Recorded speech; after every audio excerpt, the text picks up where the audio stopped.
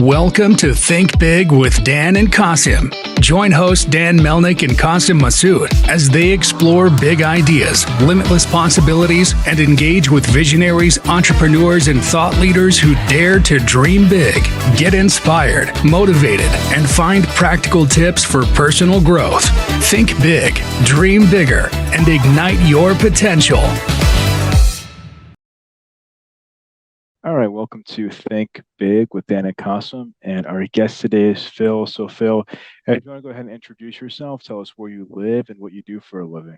Sure. My name is Phil Pallen. I am a brand strategist and a content creator. I live in Orlando. I'm originally from Canada. I travel a lot. So most of the time I'm not here. I'm usually on an airplane somewhere else. Was in Baltimore last week. Go to Mexico next week. In LA next month. You know, there's always a list of places I'm supposed to be, and I love my job. It's fun. I get to do lots of fun things. So how did you get your job? How did I get my job? That's a long story. I'll give you the short version. I don't want to bore you, but essentially I was set to graduate, came to the US from Canada, set to graduate, and I entered a very public internship competition that Charlie Sheen was holding in 2011 to become his social media intern at the peak of his craziness in the media. And I made it to the top 50 of this competition out of 90,000 people. I didn't end up interning for him, but it did more or less reaffirm my desire to work in social media or to work in digital marketing. For me, social media was one piece of the puzzle. I thought, well, how do you promote something on social media if it doesn't have a home base, if it doesn't have a look, a feel? And when I was studying here in Florida, actually at Full Sail University, there was a course on branding, storytelling, and that course I took and I thought, this is really fun. This feels like something I would do as a hobby. And I thought, wait, imagine if I could have a career doing something that actually feels like a hobby. Then it wouldn't feel like work. Sold. That's my kind of job, right? I don't want to look at spreadsheets. I don't do math. I don't want to do any of these boring things. I thought if I could have a job doing something that I really enjoy doing, which is visual, branding, creative. I love social media. I love, now I love AI, to be honest. I'm really mentally in this place where I'm figuring this out for my very, very busy clients for 12 years. I've really primarily serve personal brands. So all kinds of people on TV, people with, lots of social media followers or small business owners that are building their base and their brands and their businesses. It's all over the place, but personal branding tends to be my focus. And now, I'd say right now, AI is the hot topic in which I'm wrapping my head around. Every single week I publish YouTube videos, Wednesday and Saturday. It's probably how you found me, was on YouTube. I don't know. I'm guessing. I don't, you didn't tell me, but I wasn't sure. So I was just curious, obviously you mentioned you've been in this field for a long time. So can you talk, AI obviously is now a bigger thing, but just, over the years, like how has it evolved? Like how is it different now compared to when you first got started? I mean, obviously personal brands are a big thing, but what has been some of those major changes? Major changes. That's an interesting question. If I had to choose one thing, I would say the thing that has changed and the thing that will always change is the technology piece of the equation. So I brought up AI. We weren't talking about this 5 years ago. 5 years ago, we were talking about the change in Instagram's algorithm and that it's not showing every piece of content to the people that follow you. And on Facebook, it was the same thing. Everyone was up in arms like, oh my God, I paid all this money to run ads to grow my Facebook page. And now only a fraction of the people see it unless I pay to boost my post. That's what we're talking. We're always talking about technology, but the piece that will never change is the human element of all of this. And I think that's why I feel good about my business and what I do for a living. It's really rooted in the people, not necessarily the technology. The technology is fluid, and certainly it keeps it interesting for me because I'm always learning what's new and what's relevant. But the thing that never changes is that, we were talking 15 years ago about MySpace. So, and Facebook had just came out. So the technology will constantly change, but the human element of this, or I would say even as from a personal brand standpoint, our awareness of self and to know what we're good at, to know, why we're memorable, and just a few questions I'm always asking that we should self-reflect on. That's never going to change. The human piece will never change. And I think, everyone's so pumped up and excited about AI at the moment. But a lot of people haven't actually tried it. A lot of people haven't actually invested time and trial and error and resources into actually figuring out how it can play a meaningful role in a business. And it's actually not quite as easy, I think, as these, viral Twitter bros make it seem. It's not necessarily easy. It can definitely be time saving, but again, there are things that AI can't do. AI can't recount our lifetime of experiences and stories. It can't really hold our opinions. We could feed it information as a database to draw from, but that's still not the same as holding an opinion. Those are the human elements that won't change, in my opinion. Makes sense. So obviously everybody knows about ChatGPT, but can you talk about some of the use cases, right now with your clients where AI does play a big role? Sure. As far as I'm concerned, none or maybe a handful of my clients are actually using it. They're in the very early stages. My clients are very busy people. I do have entrepreneurs, and I have people that are well informed on the tech front, but I would say truthfully, the majority of my clients don't have the time to troubleshoot it or figure it out. That's why they hire me. But it's still early. I can't even say that I'm an expert because I've read books and I read about it every day. I'm not even an expert on this. I delivered a keynote on it last week in Baltimore. I'm not even an expert on this. I don't know that anyone is other than Sam Altman and a handful of others, Elon Musk. Use case. So I think some of the exciting opportunity. Let me give you one example that I read this morning that isn't necessarily for business, but it could be if you're a nutritionist or a personal trainer. Take inventory of everything that is in your cupboard right now. Take everything out of the fridge and out of your cupboard. Take it all out and put it on the counter and record a voice note saying everything that is in your pantry. Okay. Feed that into a transcription tool, get it transcribed, and feed that into ChatGPT and say, create a meal plan for me this week based on everything that I have that's listed in my kitchen right now. That's an example. That's a use case that's not necessarily for business, but you could see how you could adapt that, for business.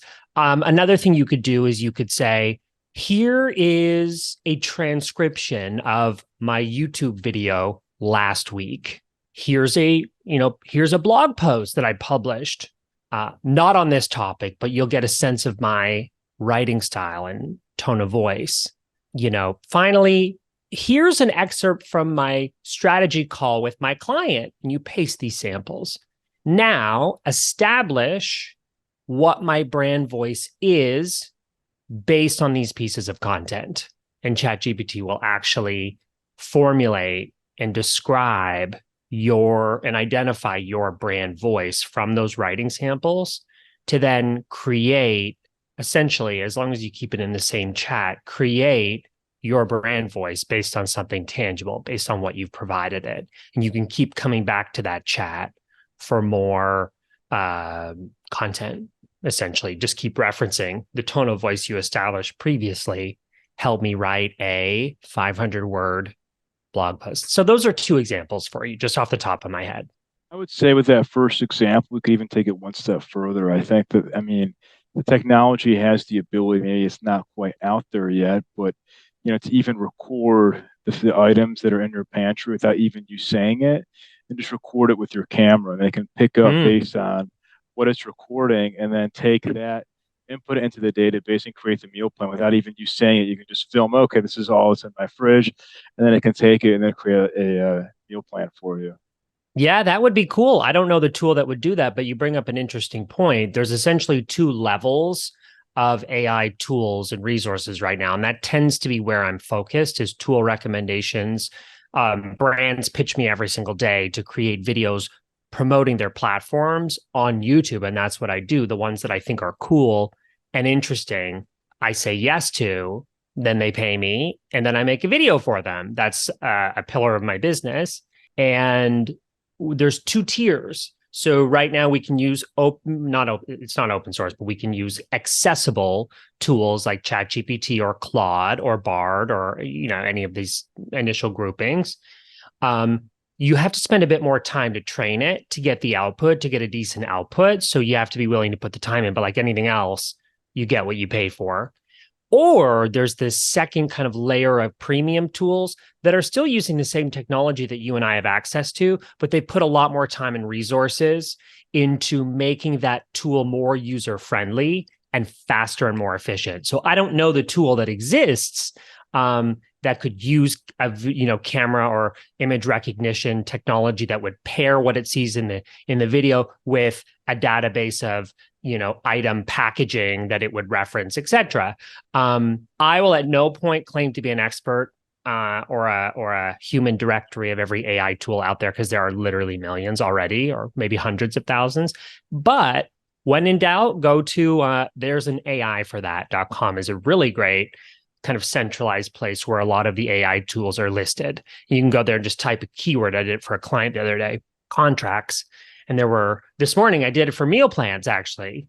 And there were 11 tools that are AI tools that are built on GPT 3.5 or GPT 4.0, and same access for technology. It's just a little more user friendly, and typically you'll pay a subscription for that. That makes sense. So what would you say in the social media space makes somebody successful? I think that there are so many influencers out there today. I mean, in 2023, it's insane how many there, so like, what would you say, you've worked with so many different people, has separated those that have been very successful versus those who have not been as successful? Sure. First of all, I wouldn't measure success, even though it's easy to. I wouldn't measure success by number of followers, for example. That's a really easy point of comparison, because that data point is visible for everyone. And it's just how our brain is trained to go, oh, that person's successful, or oh, that person's not successful. And I'll give you an example. My audience isn't huge in comparison to peers of mine that are in the hundreds of thousands of followers, let's say on a platform like Instagram or even YouTube. But I'm really proud of how I've grown my audience over the years. I'd say slowly but surely, but not that slow sometimes, depending on what I have going on and depending on how my content performs. But I know that I have really high quality people that I've gathered that have followed me for a long time or engaged with me from conferences, people that I've had conversation with. And that's something I'm really proud of. It's easy for me to look at a peer of mine that has 300,000 followers, and I go, damn, that would be nice. God, I could charge a lot more. But they say to me, they're like, Phil, no, like, the majority of my followers are in places around the world where they're not actually likely to buy anything. They're just there for whatever I give away for free. So from a business standpoint, they say, no, I'd rather have yours. It's smaller, but it's mightier, more loyal, and a higher quality customer based on numbers. So when we look at success, it can't just be a surface metric. It can't be followers. It needs to be all of the things.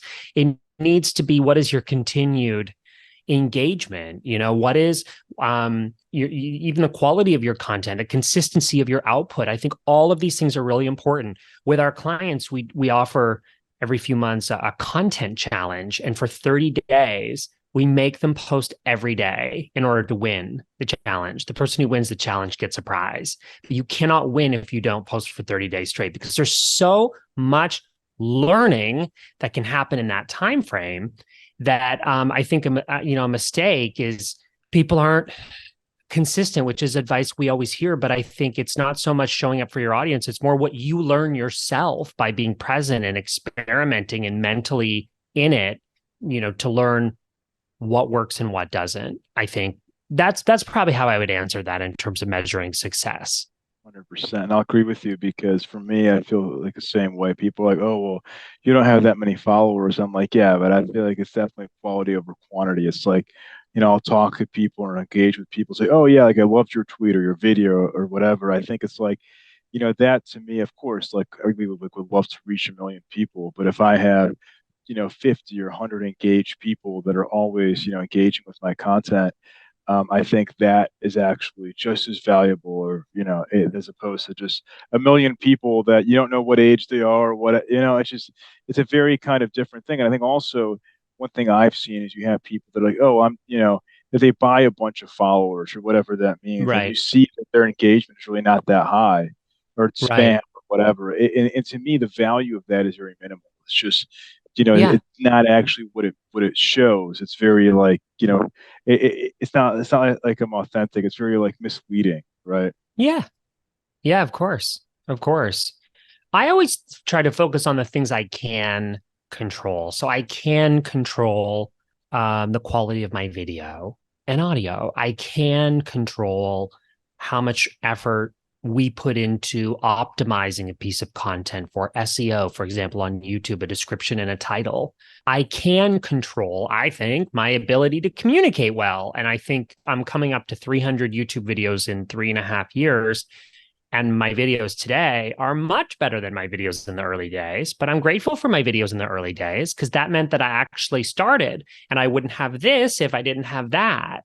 So those are things I can control. So I don't, and listen, I get brands that'll say, well, what's the minimum number of views that we should expect in your video? I don't know. You tell me, is your product good? Do people care about it? Like, that's not my job. My job is to do the very best I can within my control to create something awesome. But guess what? And there are some, based on my experience, I know that if we can plug in AI into the title, better yet, if we can plug in free to the title, I know it's going to perform better. But there's just some topics that just aren't as exciting and aren't as searched. But again, it's not necessarily this vanity metric of views. If a video only has 500 views, but it has 200 customers, then fantastic, So these are the things you have to think about, kind of the deeper metrics beyond that surface stuff. Makes sense. So can you like talk more about your client base? Because you mentioned influencers. So is it, and earlier, like you also mentioned the example of like, looking at creating meal plans. Are you working with a lot of folks in the health and fitness space and nutrition space? Or I guess, what types of influencers would be working with you if somebody was watching this wanted to work with you? Yeah, that's only one. Actually, that's only one of like 9 categories that I would kind of consider in terms of grouping my different clients. That was actually a task in itself. Even just creating the groupings of the clients we've helped over the years. We're at 365 clients in 12 years.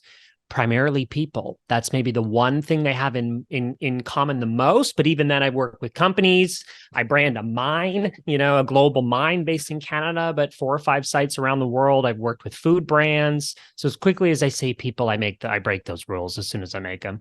But in terms of the types of clients, I say we get the most, a lot of consultants and coaches, public speakers or motivational speakers, keynote speakers, media personalities, so people on television, news anchors, health and lifestyle. So not just creators, certainly creators, but also, meditation, mindfulness, done some retail, so jewelry. Trying to think what else. There's a lot of different, as I said, on my website, I kind of break them down into 8 or 9 categories. But the ones that I've listed so far, the ones I'd say we do probably 80% of the time. Makes sense. So how big is your team? How big is our team? It varies based on how many projects we have cooking at any given time, but it's small. It's always small. So I'd say on average, 6 to 10 contractors working with me at any given time on a handful of projects. No, maybe we go as high as 12. Just depends. Awesome. So you mentioned that you're traveling a lot. So can you just talk more about what that looks like? Is it meeting clients, speaking at different events? Like what does your travel consist of? Yeah, I know people ask me, are you traveling for work or for leisure? And it's never one or the other. It's always both. So even if I'm in a place where I'm just, it's a place that you enjoy being, could be Mexico, Portugal, Spain. I enjoy being in Colombia. I enjoy being in all those places. I'm still working. I never really not working. I don't work that much, probably compared to some people. I certainly don't work a 40-hour work week on the clock, probably closer to like 20, 30 when I'm, just keeping track of all the things I'm doing. But I also travel a fair bit for work-related things, conferences, events. I speak a fair bit. Certainly during the pandemic, it was more virtual type events, so I didn't have to actually be anywhere. But now that's starting to change. I think people appreciate the value of being together in real life. So, I'm definitely feeling like I'm moving around a lot more these days, primarily for conferences, but also sometimes just because I want to be somewhere and I'm able to do my job um, fully remote. And it's been that way for a long time. That's people are now realizing the benefits of not only working from home, but being able to work from places all over the world. That was my reality for 5 years before COVID. Makes sense. So in terms of scalability, what is the vision for you the next, couple of years, growing this business? Like, where do you see things going? That's a great question. And I don't probably have the typical answer that you would hear. I am not interested in selling my company and therefore have not branded it as such. I mean, I guess I could sell it if the business was in my name, which it is. But for me, the business is whatever I want it to be. Really motivated by my lifestyle and what I enjoy doing. So in the early days, I used to do social media strategy. I would be on the phone with my clients or a call like this, and we would write their posts together. I don't do that anymore. Nobody got time for that. Um, now I'm more focused on speaking and I'm focused on obviously the brand creation. So building and promoting a client, but more from the standpoint of coaching, not writing, my client's social media content. I think it's more important that they learn the skills, even if they're busy. Great. Learn the skills, delegate within your team. But social media that's totally outsourced, I think, is garbage for the most part. Prove me wrong. I still haven't seen an instance that, where it's done really exceptionally well without the creator or the brand involved. So the business has evolved over the years, but the business is always what I want it to be, if that makes sense. So for me, it's 100% lifestyle. I hope to continue doing this at the pace, the cadence that I want to do from now until whenever I don't do it anymore. Makes sense. So what would you say is the one biggest piece of advice you wish you knew before you started this business? I actually think for anyone that is questioning or uncertain about pursuing entrepreneurship or creating a business for themselves, I think the way that that's positioned, it often feels like that is higher risk than going and working for someone else. And I certainly felt that way before I started. I did it because I had practical skills and very short term needed to pay my rent next month. So I couldn't get hired at an agency. I was entry level. I was 22. And so I thought, well, I could probably meet people that would hire me to help them with projects. And that's exactly what's happened. And that's exactly what's happened for 12 years. I don't think entrepreneurship is less control. I think, if anything, entrepreneurship is more control. I have more control over my time. I have more control over creating a business that aligns with my values and interests. When you go and work for someone else, they're paying you a salary, but they're really investing in you for a return on their money. So still, when you work for someone else, you're still making someone else more money. So I think it's interesting to look at entrepreneurship a little differently. I've realized this over the years. And I'm not saying that working for someone else is bad. It's not bad. I mean, in essence, I work for someone else when I take on a client. I work for them. But entrepreneurship as a whole, I think, should have a better reputation in terms of being a safe and secure option if you're willing to work hard. That makes sense. No, I think 100%. I mean, working for someone else, you can get fired at any time. Yeah, To your point, if you have good skills, number one, number two, if you believe in yourself, if you actually believe in your ability to deliver for people or for your clients, I think that is a very valuable skill that, it's a lot different than when you work for someone else. They might not value you as much as you value yourself, as right. your clients value you. So Right, right. I completely agree. yeah, awesome. So somebody watching this wanted to reach out to you. Do you mind sharing your website or best way for Yeah. somebody to get in contact with you? Oh, I'm pretty easy to find on the internet. YouTube comments always get my attention. I still reply to those personally. If you want to be creative, that's really one way that makes me happy. But otherwise, I get a lot of DMs on Instagram. My social handle across the board is at Phil Pallen. My website is also a great centralized place where I've got information about my services. I have over 70 projects that I've done on there in my portfolio. I've got over 10 freebies on my website, all different types of useful, handy, free downloads, ebooks, worksheets, etc., that people have found valuable over the years. And I have some interesting things cooking. I have 3 courses. I've taken them off because I'm revamping them at the moment, but I'm about to relaunch them in a really interesting way. So stay tuned. But yeah, those are definitely places that people can reach out. I'm happy to receive messages, and all of those places. Also LinkedIn, which is where you found me. Exactly. Awesome. Well, Phil, thank you so much for your time. We're rooting for you. Hopefully you can grow even more, reach more people on all of your social platforms. Awesome. Thank you for having me, Dan. I really appreciate it. It's been great to chat with you. Likewise. And thanks for joining us. Thanks. All right. Bye. Awesome. Thank you.